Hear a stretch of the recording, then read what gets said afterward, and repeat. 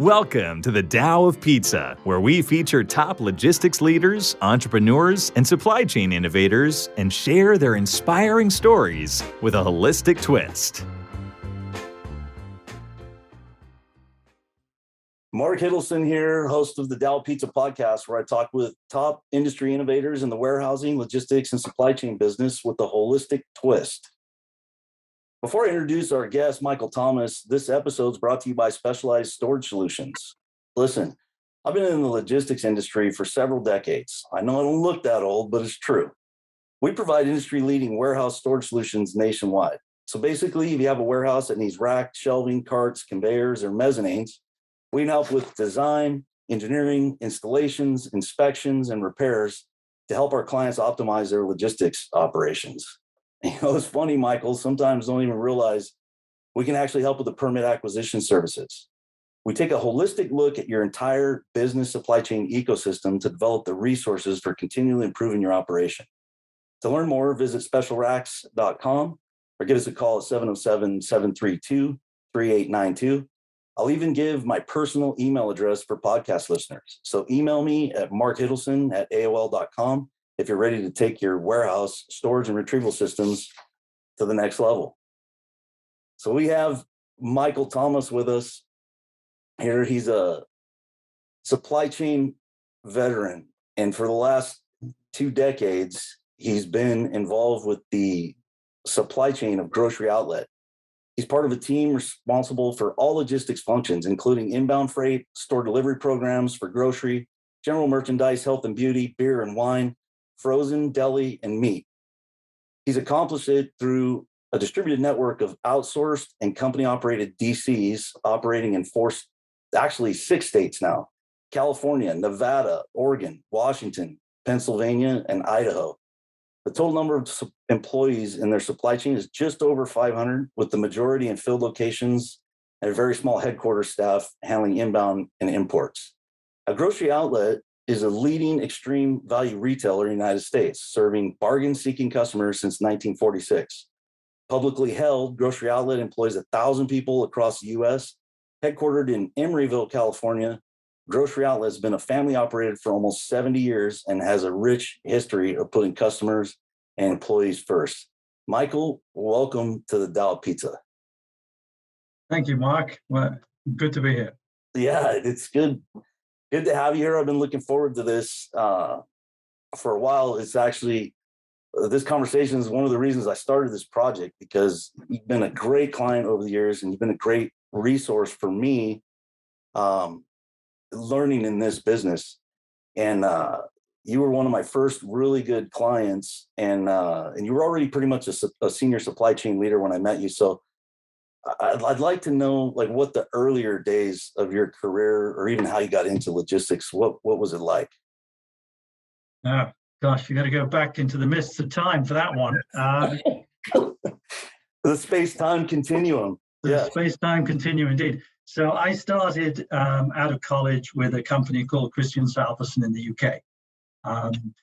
That was in, I don't even want to say this alive, but in 1980, all right? So after a few years knocking around their network in the UK, different distribution companies and other businesses, one of my most memorable spells was in our fish selling business back in Scotland in the early 80s, early 1980s. That was a lot of fun. And then I was in the logistics business, which was all cold storage in those days, back in the UK. We acquired a property, a business in the United States in 1986, and I got the opportunity to come to the United States. It was for a 2-year stint, but the way these things happen, I met someone over here, we got married, we had children, and here it is, I don't know, 30-something years later. A couple years, yeah. I'm still here, right? Yeah. So, yeah.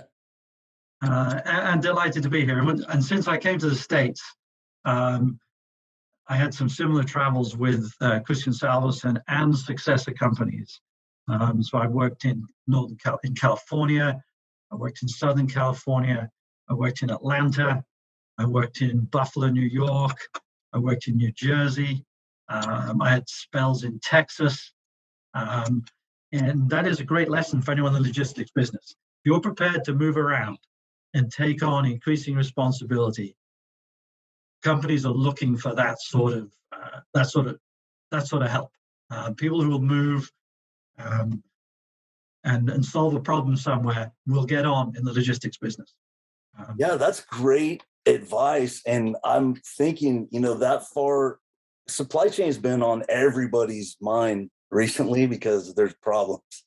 But when I got in this business in the mid 90s, and even up until recently, people didn't really know or even talk about what the supply chain was.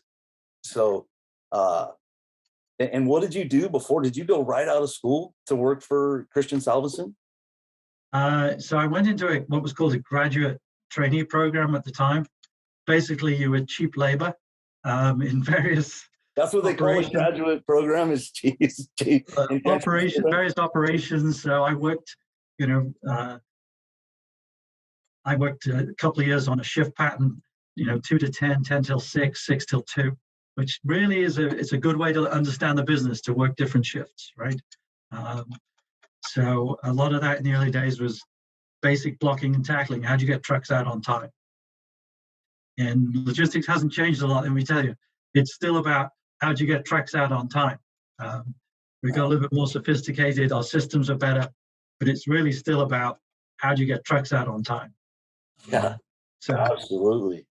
And the supply chain, it's a good point you make. Supply chain isn't really noticed till it's not working, right? It's just my stuff shows up at the store and I go and get it.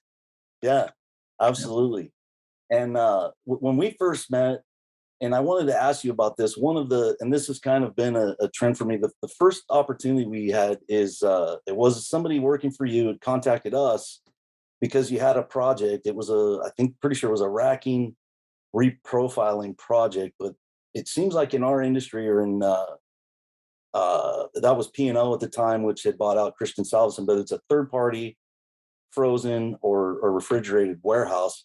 What is it that makes the project so right now? Like, you have to have it right now? Because the way we got in is somebody else had planned on doing the project, and it was the last minute, and it was the type of thing like, this needs to be done. But what is it that drives the timing on things like that? So in that business, that was a third party 3PL business where we're doing logistics for other people. So the major changes in that type of business are you get a new customer, and that new customer's got a start date, and you better be ready. So that's what drives those type of projects in the third party world. In your own environment, you can be a little bit better planned, but in the third party world, you're going to respond to what customers need, and sometimes the customer wants it sooner than you'd really like to do it. So that was probably one of those scenarios. Where you signed up the customer, and then as soon as they say yes, then you've got to get ready for them. Yes, because their trucks have left the dock heading your way. Right. Yeah, and that is it seems like it's a theme, and I've looked for those opportunities. I just had a new client in the wine industry, and they were the same way. They had somebody they fumbled the ball. It was the last minute. The next thing you know, I'm calling everybody I know to see who can do a Saturday install, and it's Thursday. So it is, anytime you're in third party warehousing, I think that's going to be an issue. And I also wanted to, what I found in my, I outed myself on another podcast, and people questioned me about it, is I got into this business for the money.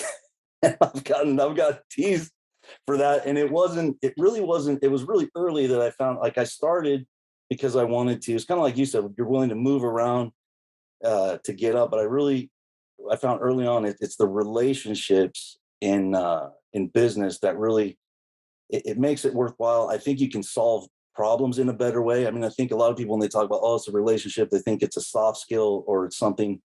And you and you've taught me a lot about supply chain and questions. I ask a lot of questions, and you've been a resource. And then I've tried to teach you about the racking business. You've learned a lot. I was thinking, like, you know too much now, and you know what happens when you know too much. Right? So I'm giving you a little bit of a hard time, but you had to know that was coming. But a lot of what we've done for you is reprofiling. And that's such a skill that you have. You've learned kind of us working together. You've managed to get a lot more pallets out of the same cube of warehouse. Do you mind sharing with me kind of what your thoughts are on that? So it really depends on the underlying business. There's a different shape and depth, particularly of racking, required for different types of business. In a grocery and fast-moving distribution business, you're really not carrying 200 pallets of something where you need deep storage. You want instant access to most of your pallets. You're going to pick off the floor level if you're not automated. And it's just a different pattern from a storage business. Most of the 3PL business, certainly years ago, was a storage business. And it has gravitated over time to a distribution type business and a case picking business for a lot of third parties. This sort of business would have given people fits 30 years ago or 40 years ago because they were in the bulk storage business. And that's changed. People want more than bulk storage from their third party providers now.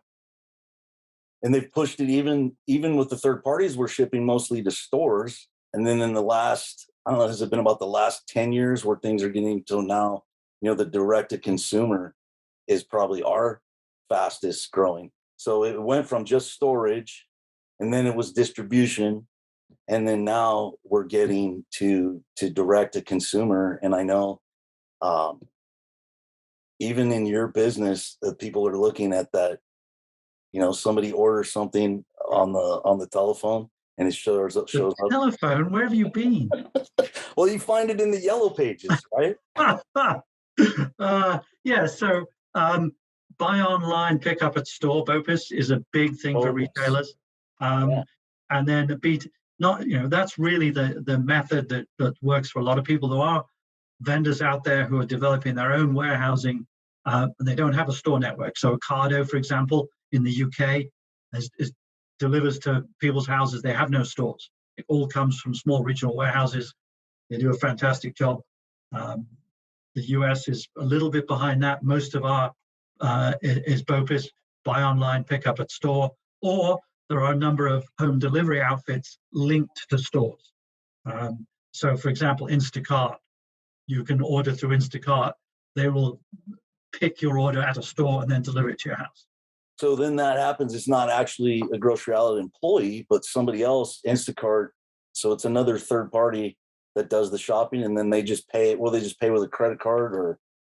Yeah. So for you, it's another client. Yeah, if a customer can't get out, but likes your values and wants to shop the store, it's another method for them instead of getting in a car and driving.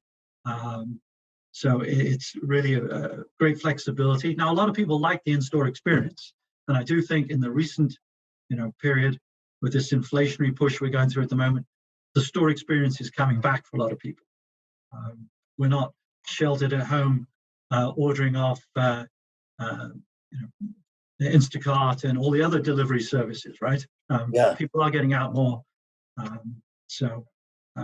That's definitely changing the retail landscape right now. Yeah, and speaking of the change, so I grew up in Modesto and right on the corner of Prescott and Briggsmore. It's the real high rent district of, but there was a store there at that time. Grocery Outlets was called Canned Foods Inc.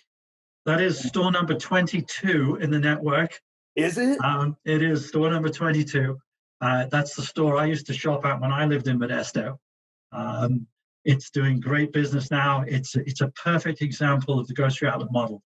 Our operators in that store live in Modesto. They're local people. They have a huge network of friends and community and the chamber. And that store does really well. And it's been there a long time. Yes, it was originally Canned Foods.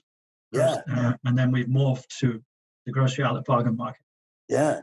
Because back in those days, you went in and there was a white can and it said beans on the side, or it was a yellow can. You're going back even before my time. I didn't realize you were this old.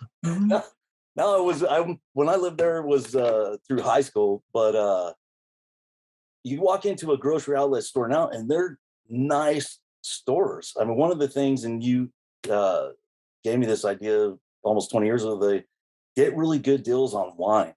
And then now I've noticed also beer. It's a great place to go and just have some fun because it changes, right? What's there changes, what you see, and so I found some really good wine buys at the grocery outlet. Yeah, we that's the opportunistic model. There are wine buys where perhaps the winery doesn't have enough to interest a big chain, or they're doing a label change, and there's a great half a truckload of a really good wine, and our buyers will take advantage of that. And our beer selection, our craft beer selection, is huge in a lot of stores. It's a tremendous variety. Yeah, I've noticed that. I've seen stuff in the warehouse, and then I thought, oh, I need to go to the store to get some of that. That's well, I've got a story about that. So, as you know, we work with Americold in Modesto. Yep. And for many years, for like 25 years, our rep from Americold was a lady called Debbie Stone.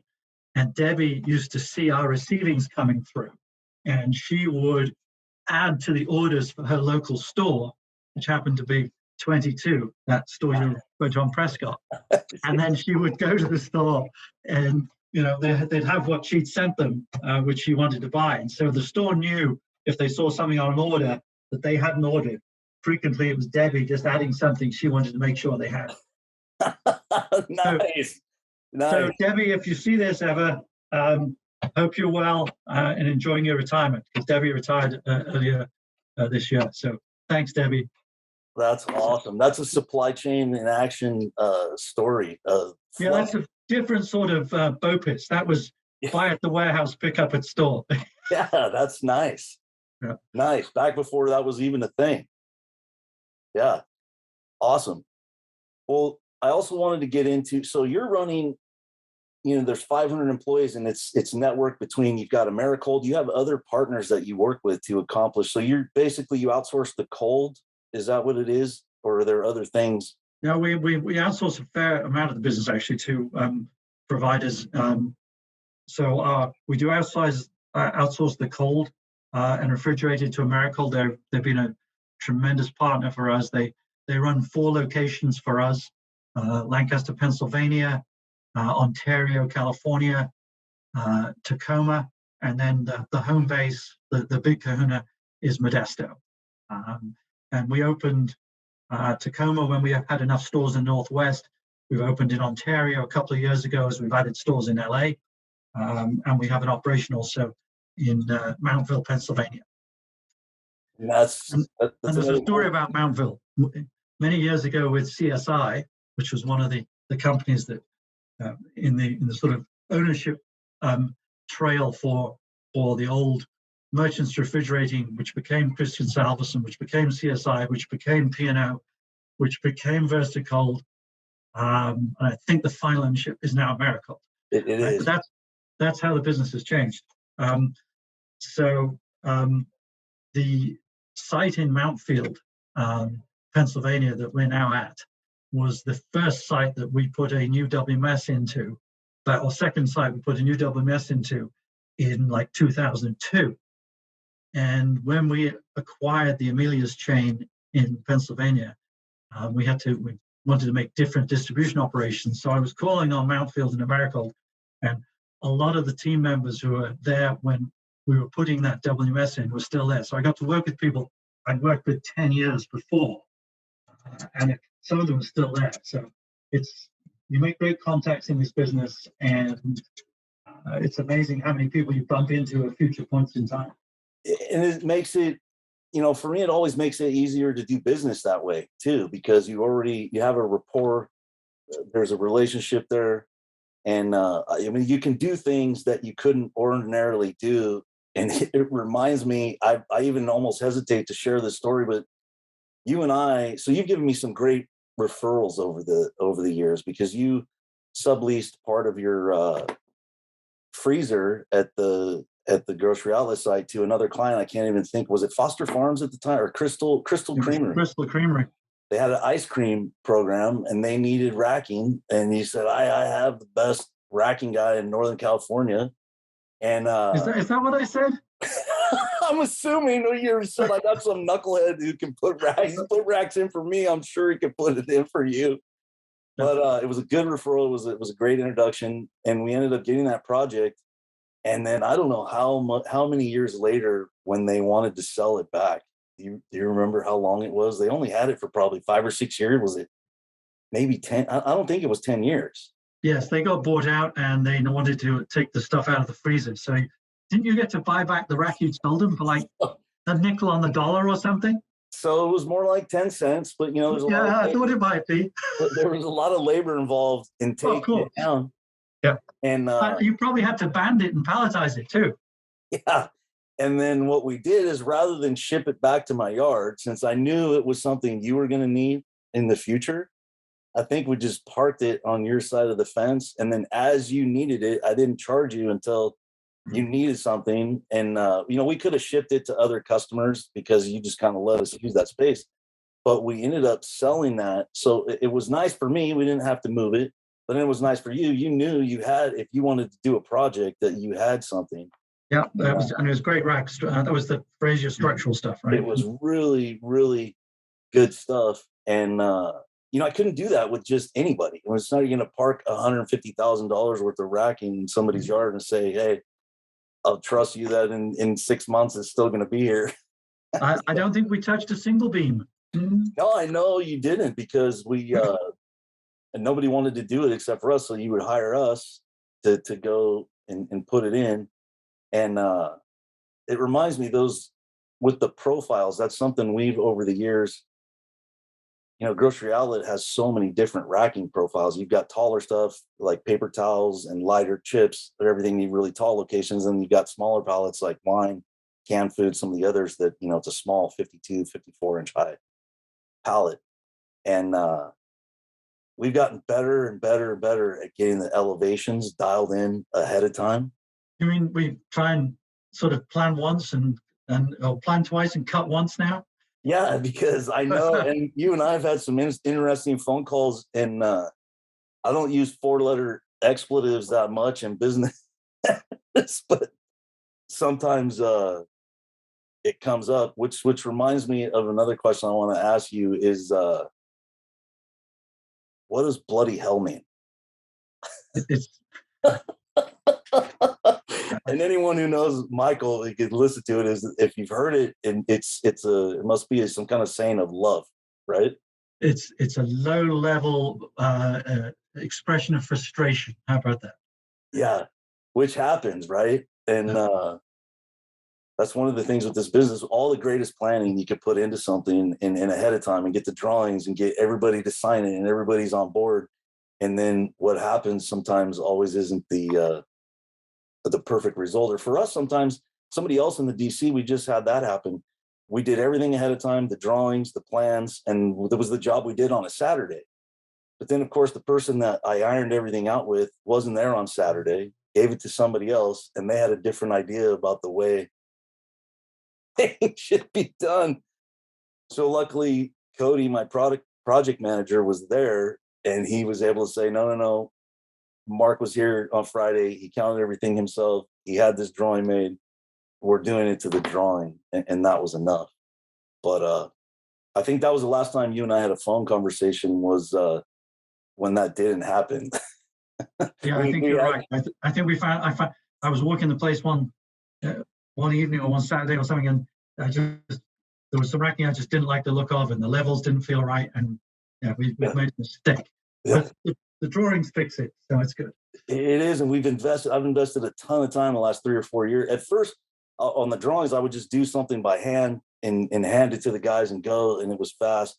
And we just found it's kind of a bottleneck for us, and it's hard for us to get clients to spend the time before the project to look at the levels, because it's really hard to do until you see it. It's kind of like moving into your house. You never know where to put the TV until you see where you want the couch.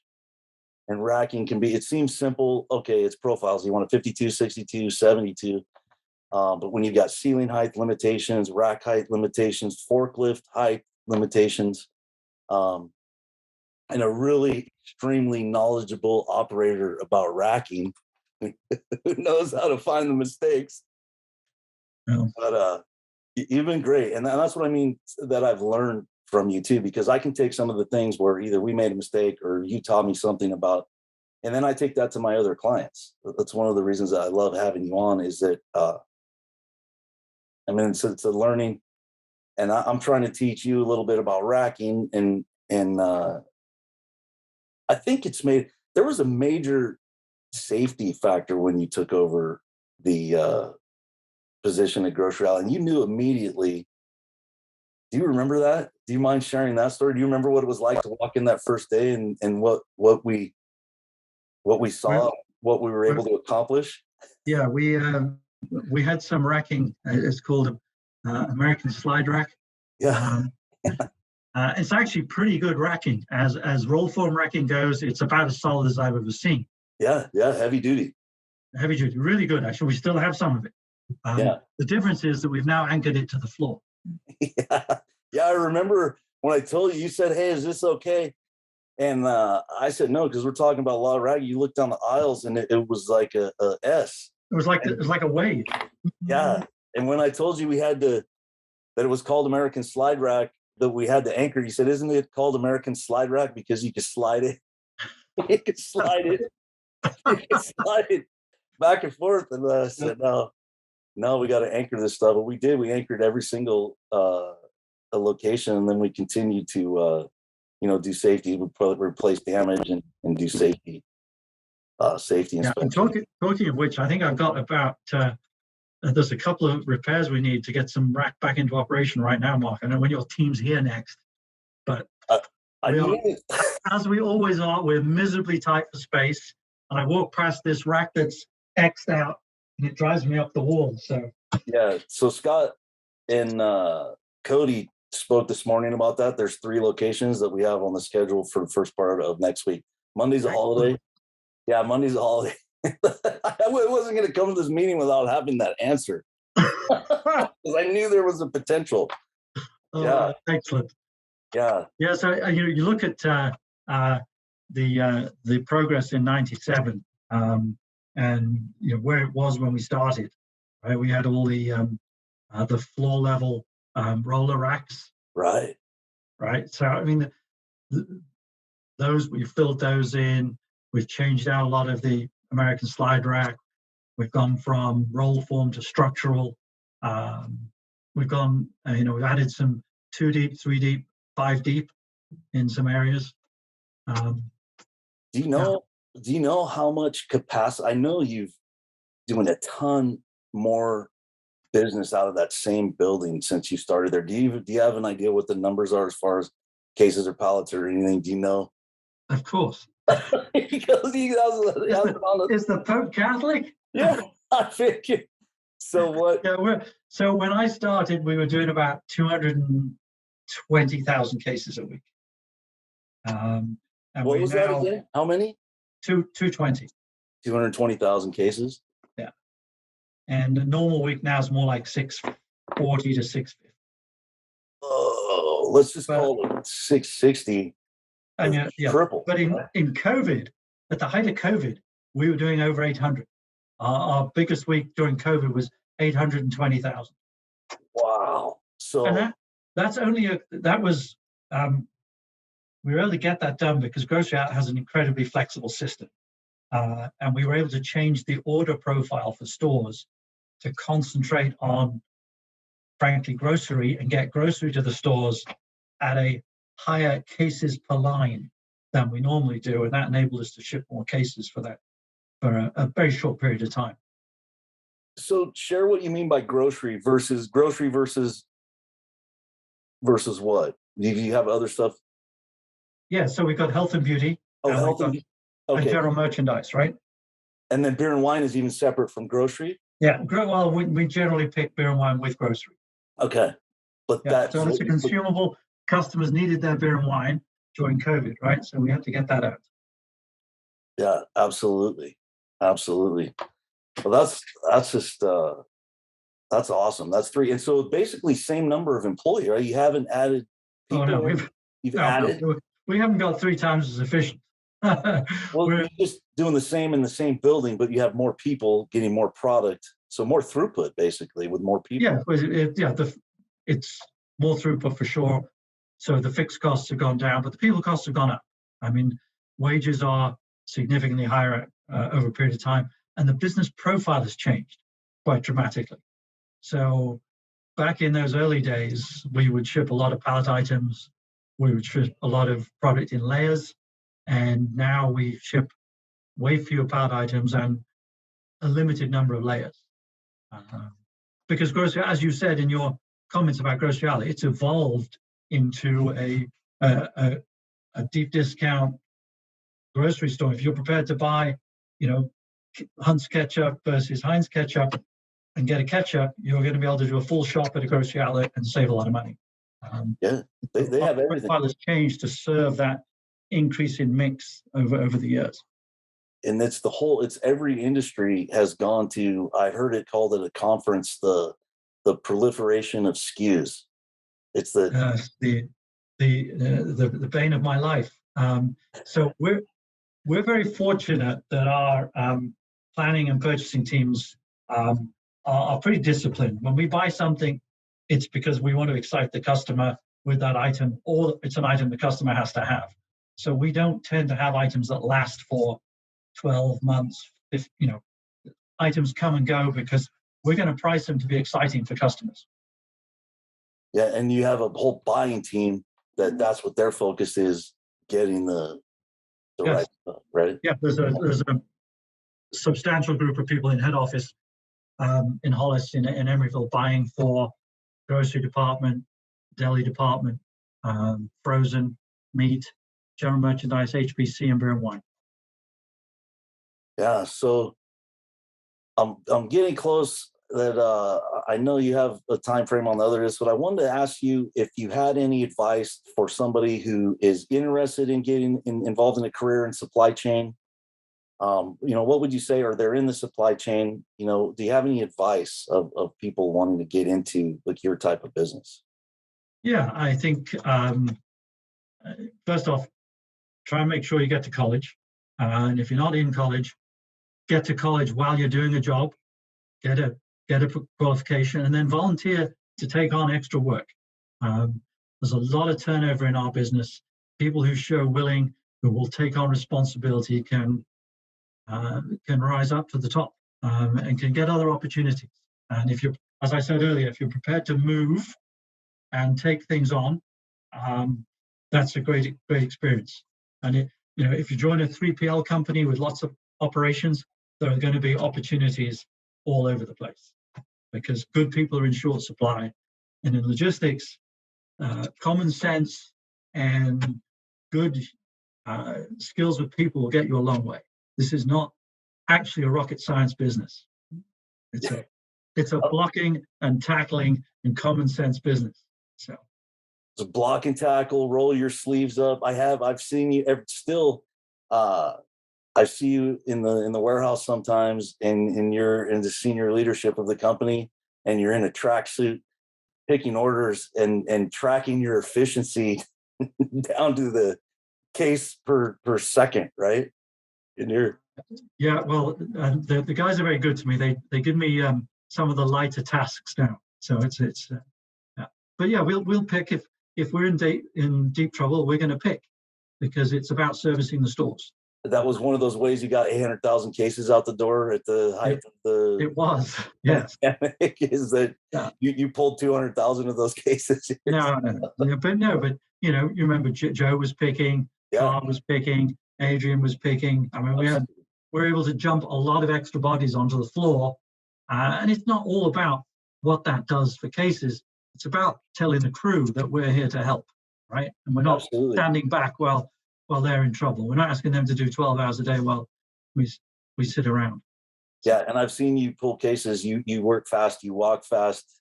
Are you still running? I know you used to run. That tracksuit wasn't just a costume. Are you still getting some? We have an opportunity in our gym here that the treadmill is down at the moment. So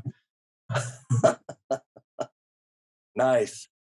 Well, folks, we've had Michael Thomas here. We've had the pleasure of talking to him for a few minutes. Just supply chain leader, great advice. I love what you said about get an education, but get started if you can, and then go to school. That's how I did. I worked my way through school, and it's a great way. If there's extra opportunities, roll your sleeves up. And then I meant to ask you, so is Grocery Outlet, is that a place, are you guys hiring in the logistics end? Are you hiring? Yeah, Grocery Outlet, yeah, we're hiring. We're growing and we're hiring. And we're always looking for good talent.